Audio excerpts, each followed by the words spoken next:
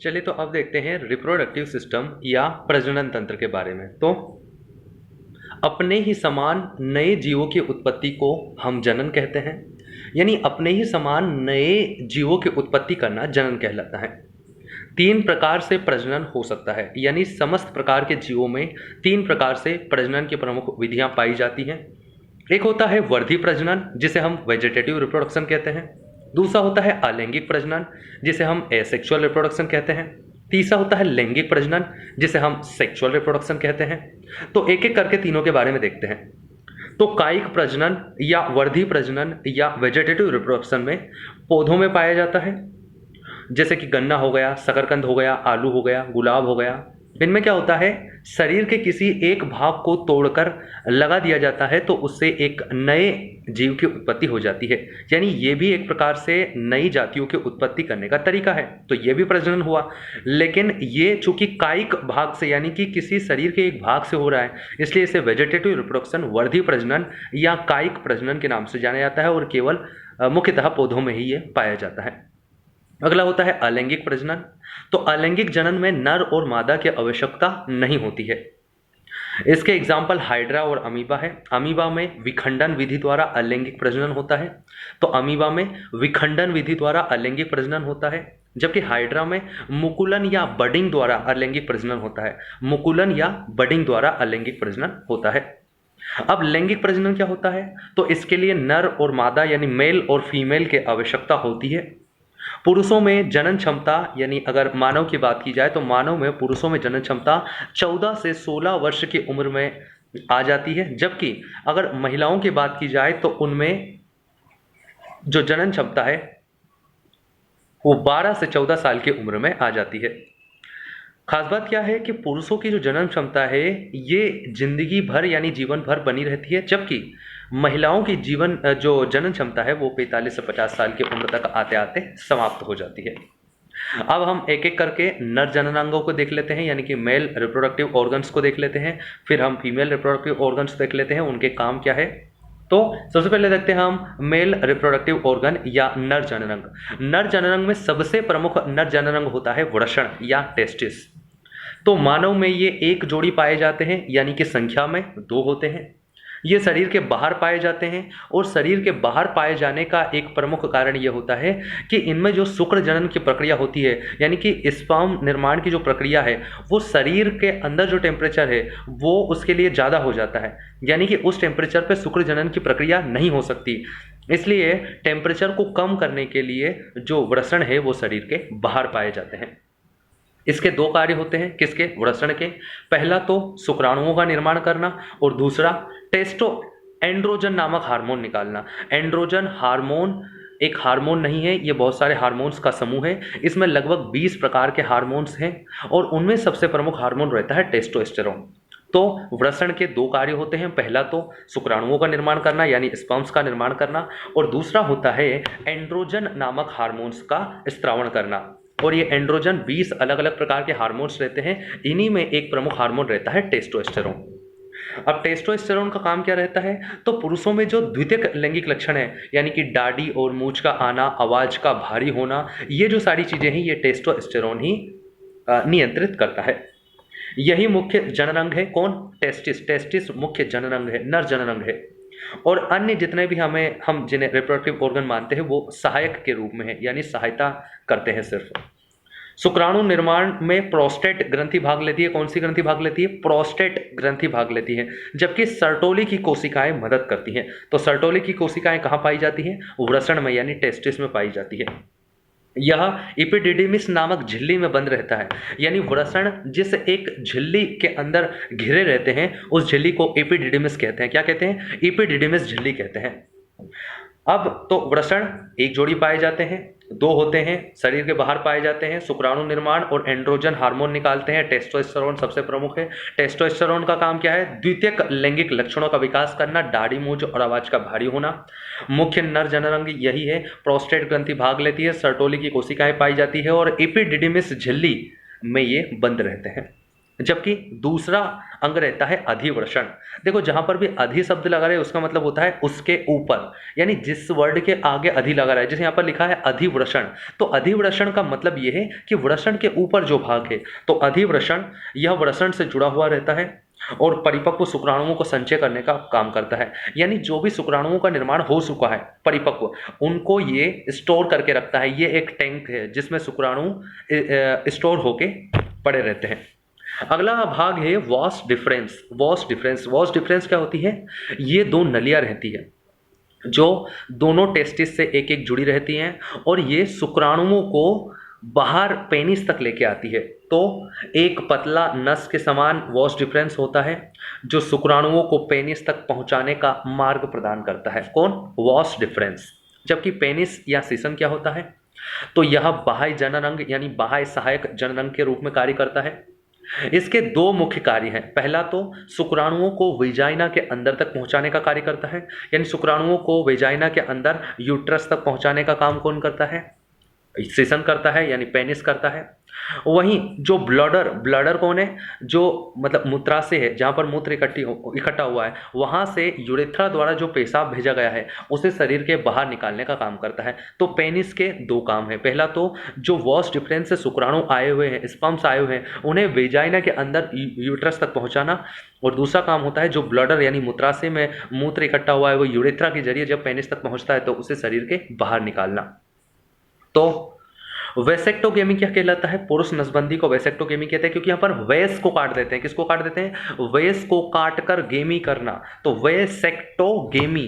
क्योंकि वेस डिफरेंस को काटकर जब बांध दिया जाता है तो शुक्राणु बाहर नहीं आ पाते, जिससे जनन क्षमता खत्म हो जाती है। इसे वेसेक्टोगेमी या पुरुष नसबंदी कहते हैं।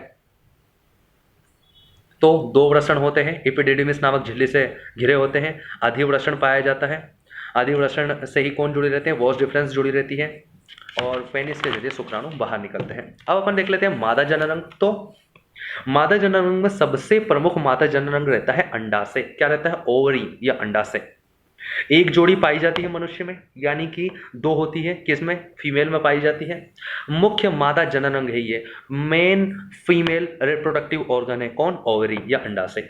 ओवम या अंडाणु का निर्माण करता है। दो काम है इसके भी, वही ओवम या अंडाणु का निर्माण करना और दूसरा हार्मोन्स निकालना। और ये तीन प्रकार के हार्मोन्स स्त्रावित करती है। पहला तो एंड्रोजन, वो एस्ट्रोजन था। ये क्या है? एंड्रोजन। वो क्या था?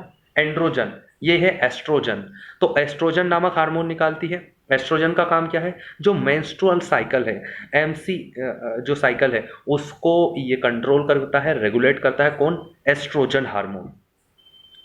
साथ में द्वितीयक लैंगिक लक्षणों के लिए भी ये उत्तरदायी है। दूसरा होता है प्रोजेस्ट्रॉन।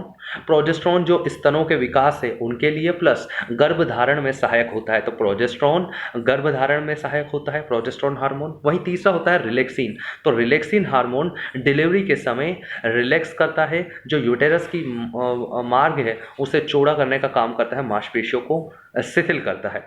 तो तीन हार्मोन्स निकलते हैं ओवरी से। कौन कौन से? एस्ट्रोजन जो मासिक चक्र को नियंत्रित करते हैं, प्रोजेस्ट्रॉन जो स्तनों का विकास और गर्भधारण में सहायक होते हैं, और रिलैक्सिन जो डिलीवरी के समय रिलैक्स करने का काम करता है। अब जो मेंस्ट्रुअल साइकिल है ये 28 दिन के एक चक्र में चलती है। जो शुरुआत के 7 दिन रहते हैं ये अंड निर्माण की प्रक्रिया की रहती है।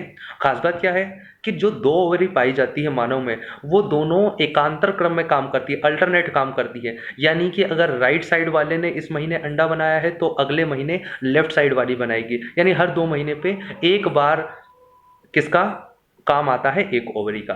तो शुरुआत के जो 7 दिन रहते हैं मेंस्ट्रुअल साइकिल में, वहां पर अंडा निर्माण की प्रक्रिया होती है और वह अंडा निर्माण होकर तैयार हो जाता है और फैलोपियन ट्यूब में आ जाता है।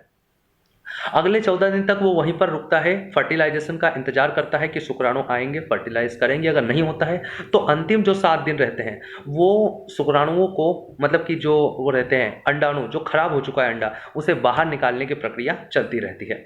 तो इस प्रकार 28 दिन की साइकिल चलती रहती है, 7, 14 और 7 दिन में बटी रहती है। 3 हार्मोन अपन देख ही चुके हैं। तो ओवरी के 2 काम, पहला तो हार्मोन्स निकालना, दूसरा अंडाणुओं का यानी कि ओवम का निर्माण करना। अगला है फैलोपियन ट्यूब, जिसे अपन हिंदी में बोलते हैं अंडवाहिनी। तो फेलोपियन ट्यूब ये नली के समान एक संरचना होती है। ये ओवरी और यूटेरस को आपस में जोड़ती है, यानी ओवरी से अंडे को यूटेरस तक पहुंचाने का कार्य ये नली करती है, ये मार्ग प्रदान करती है। ठीक है, निषेचन की क्रिया यहीं पर होती है, यानी फर्टिलाइजेशन की, यानी जब ओवम और स्पर्म्स आपस में मिलते हैं उसे हम क्या कहते हैं, फर्टिलाइजेशन। तो फर्टिलाइजेशन की प्रक्रिया यही फेलोपियन ट्यूब में ही होती है। इस ट्यूब को काटकर बांध देना, तो ट्यूब को काटकर गेमी करना ट्यूबेक्टोगेमी कहलाता है। तो ट्यूब को काटकर ट्यूबेक्टोगेमी, तो ट्यूबेक्टोगेमी या नलबंदी कहा जाता है इसे, ये मादा नसबंदी कहा जाता है इसे अपन। यहीं पर ओवम और स्पर्म्स मिलकर जाइगोट का निर्माण करते हैं, आगे फिर उससे एम्ब्रियो बनता है। तो अगला देखते हैं अपन यूटेरस। तो ये यूटेरस है, यूटेरस को हिंदी में अपन गर्भाशय या सामान्य भाषा में हम बच्चादानी भी बोलते हैं। यहाँ पर क्या होता है, यहाँ पर भ्रूण का विकास होता है, एम्ब्रियो का विकास होता है और बच्चे का निर्माण होता है। इसका आकार एक थैली के समान होता है।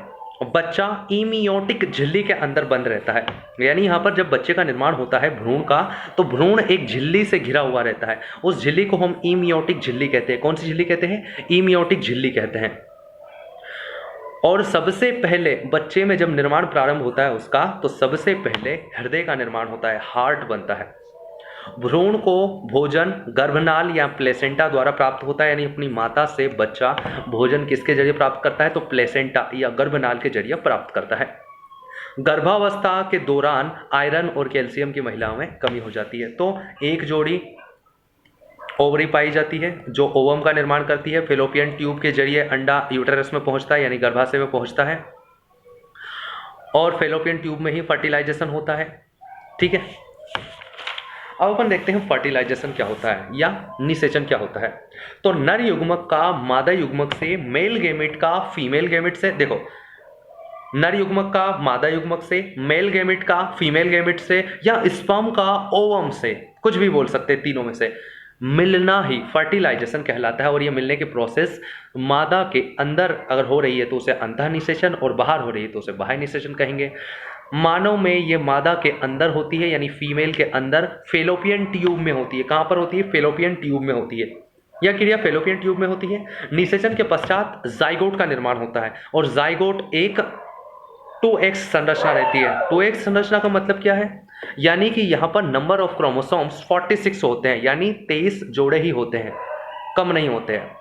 जबकि जो मेल गैमेट रहता है और फीमेल गैमेट रहता है, दोनों में सिर्फ 23 क्रोमोसोम रहते हैं, और दोनों मिलकर जाइगोट में 46 क्रोमोसोम हो जाते हैं। भ्रूण यानी एम्ब्रियो बनता है, जो विकसित होकर बच्चे का निर्माण करता है।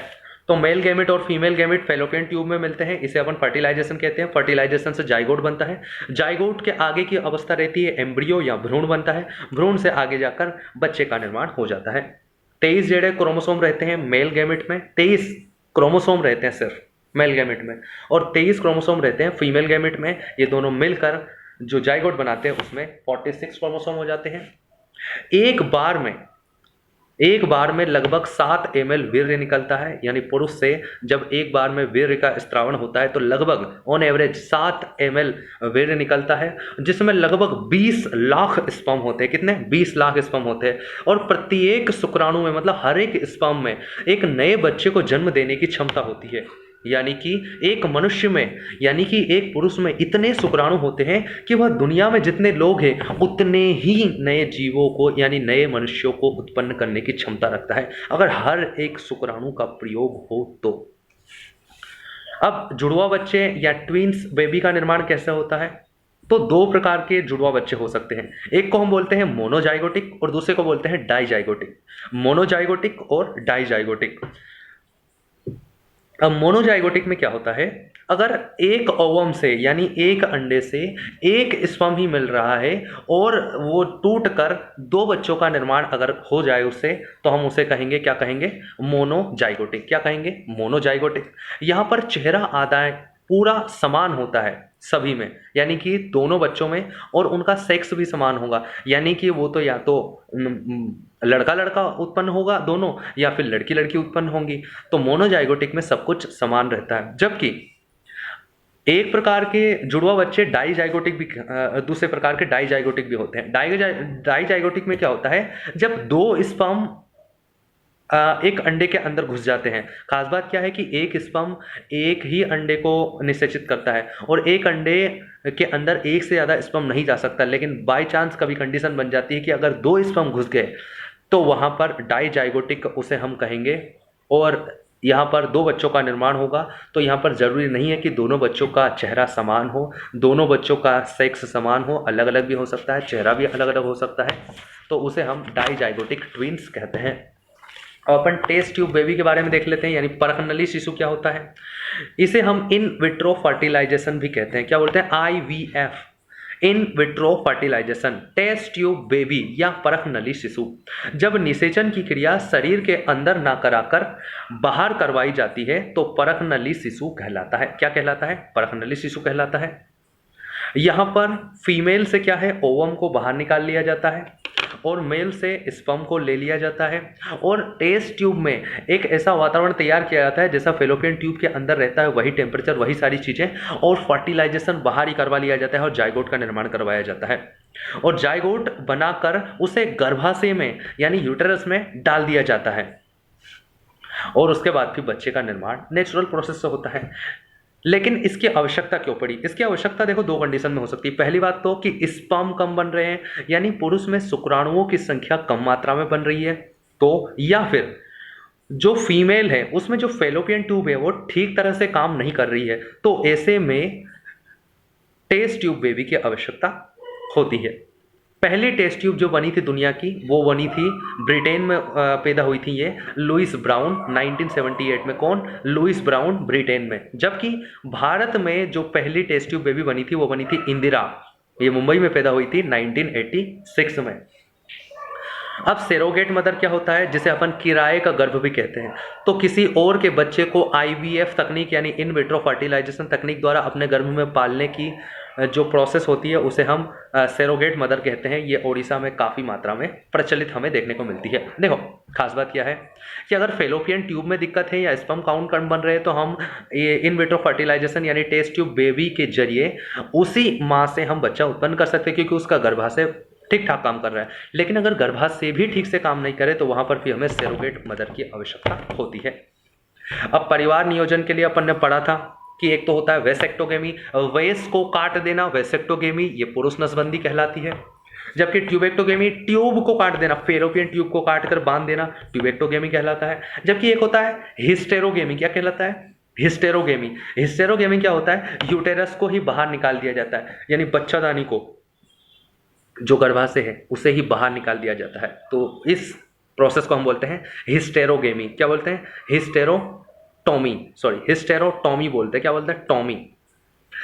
इम्यूनोसेप्टोसिस, क्या क्या होता है? भ्रूण के लिंग का पता लगाना इम्यूनोसेप्टोसिस कहलाता है। तो यहाँ पर लगभग हमारा प्रजनन तंत्र लगभग समाप्त होता है। धन्यवाद।